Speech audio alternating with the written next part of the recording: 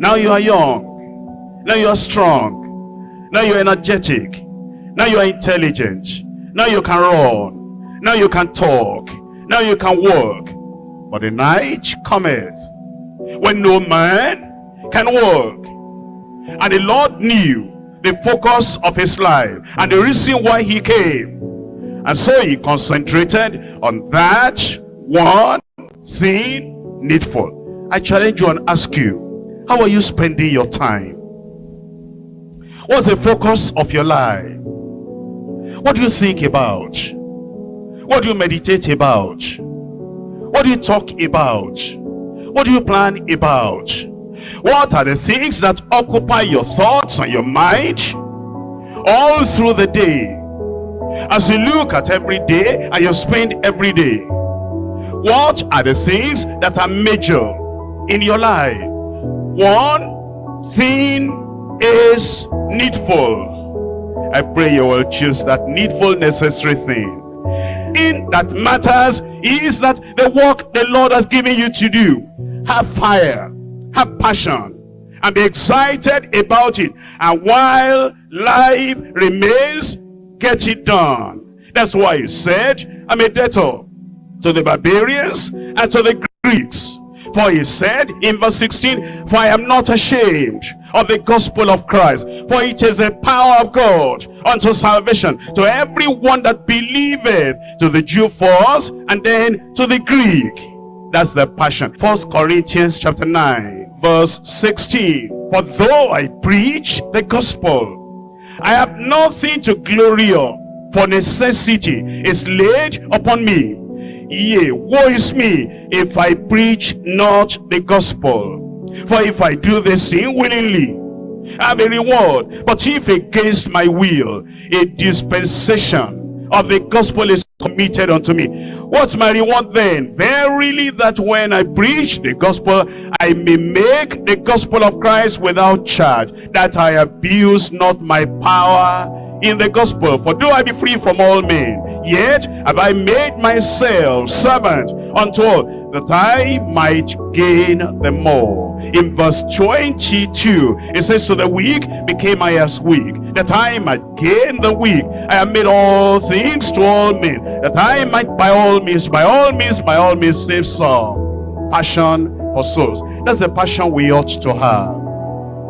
If you really and truly believed that when a soul is saved, when a person is sinner, hears the gospel and he accepts that gospel and is turned around and turned to the Lord, if you firmly believed that a sinner's relationship is very important and it determines his eternal destiny, you would esteem one soul gained for heaven was a life of suffering. Earthly consideration, earthly consequences would not hinder your preaching to sinners, nor seal up your lips before the backsliders. My friend, here is one important thing. Where will you spend eternity? If I talk about Christ, if I talk about salvation, if I talk about righteousness, if I talk about preparing for the coming of the Lord, he might cut me off and the business may not go through and I may not be able to get the money I want to get. If you believed that the most important thing is the salvation of the soul of this individual, or the recovery, the restoration of that backslider, all those earthly, natural, physical, material, monetary considerations will not matter with you. You will strive to look upon eternity alone, and you will strive to look on immortal souls around you, soon to be everlastingly happy or everlastingly miserable. My question to you today is, what's your priority in life? What are you addicted to? What are you sold on? What are you committed to? What is the very passion and the priority of your life? What is the thing that drives you and the thing that stirs you up? What's the thing that interests you? What are you actually looking for here in the world? Is it the salvation of souls? The condition of service that the Lord told Paul the very day he called him. He said, Ananias, go to him. Go and lay hands on him. Tell him the things he must suffer for my sake. That was the condition of service.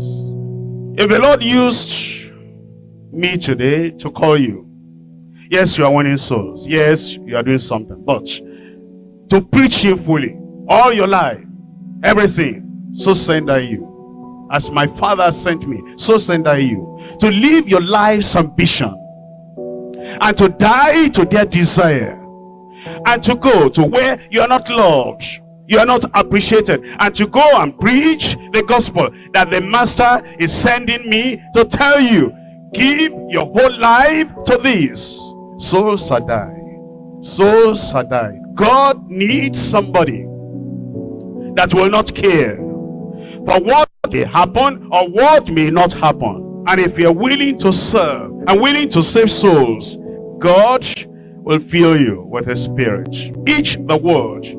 What the Lord is calling us to is that there will be the passion for souls, there will be the priority of His servants, there will be the power for service. The Lord is calling us. Let me remind you once again. The one thing needful, saving souls. Let's end with the words of John Wesley again. You have nothing to do but to save souls. Therefore spend and be spent in this work.